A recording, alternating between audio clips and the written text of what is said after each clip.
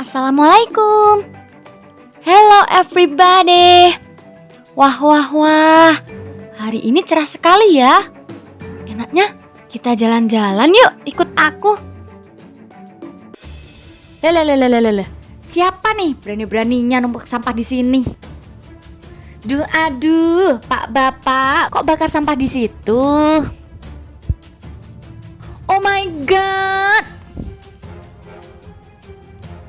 Membakar sampah tidak menyelesaikan masalah sampah yang menumpuk.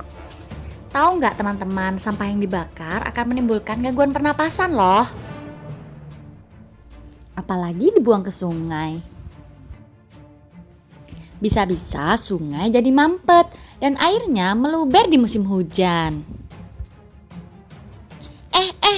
Ini lagi. Sampahnya kenapa bisa ada di bibir pantai gitu sih? Kan sayang pantainya jadi tercemar. Sampah yang dibiarkan menumpuk dan berserakan juga bisa menimbulkan bau busuk teman-teman.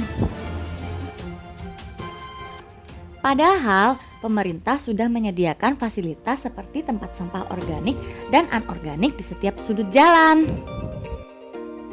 Tapi ngomong-ngomong, warga sekitar udah pada tahu belum ya kalau sampah harus dipilah? Dapur nanti buangnya di cargo sana pakai karungan gitu, buang sana sama karungnya udah. Sampah-sampah itu harus lain, yang ini. Udah uang itu udah buang wis. Kalau bagian plastik itu langsung saya sapu ya, kalau habis sapu langsung saya bakar. Tapi kalau yang bekas-bekas itu tak taruh di plastik yang tidak dipakai, itu dilainkan di luar rumah. Sampah-sampah yang berasal dari rumah, pasar, sekolah, dan tempat umum lainnya akan masuk ke dalam tempat pembuangan sementara atau bisa disebut depo. Di tempat ini, para pemulung biasanya mengambil sampah plastik yang bernilai ekonomis untuk dijual ke pengepul sampah. Salah satunya bank sampah Krejengan ini misalnya. Rumah kediaman Ibu Yuyun ini setiap harinya menerima sampah plastik dari para pemulung maupun dari warga sekitar. Sampah-sampah plastik akan ditimbang dan dipilah berdasarkan jenisnya. Barulah sampah akan diberi harga sesuai jenis masing-masing. Setelah sampah selesai dipilah, selanjutnya sampah plastik botol akan dipres dengan mesin ini nih teman-teman.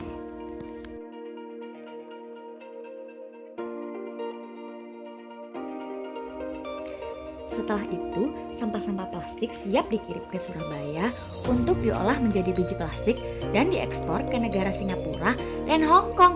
Oh my god, keren banget gak sih? Selain itu, sampah plastik juga bisa didaur ulang menjadi barang baru. Cantik kan? Teman-teman, udah tahu nggak di Probolinggo sekarang lagi ngetren memadatkan sampah plastik ke dalam botol loh, atau dikenal sebagai EcoBrick. You know what? Satu EcoBrick mampu menampung sekitar 250 gram sampah plastik. Sampah plastik yang sudah dipotong kecil-kecil dipadatkan menggunakan bilah kayu atau bambu ke dalam botol dan ditutup.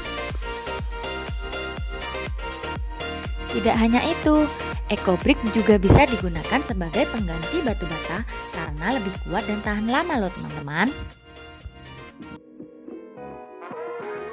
Oke, sekarang kita pindah ke pembahasan sampah organik nih.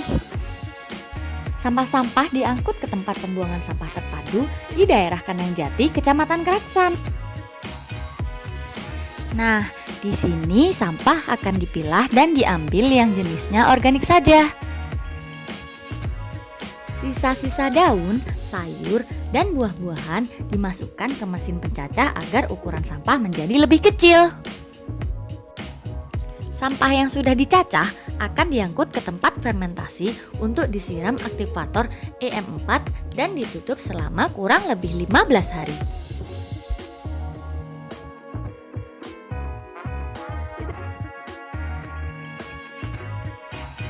Setelah selesai difermentasi, kompos setengah jadi ini akan dijemur sampai kering, lalu diangkut ke tempat siap ayak. Nah, di mesin ini kompos akan diayak untuk dipisahkan dari sisa-sisa plastik yang tercampur.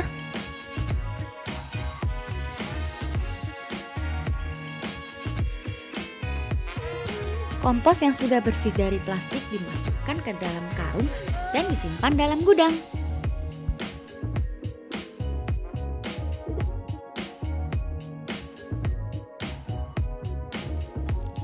Kompos tersebut digunakan untuk taman-taman kota Kecamatan Keraksaan agar menjadi lebih indah dan subur.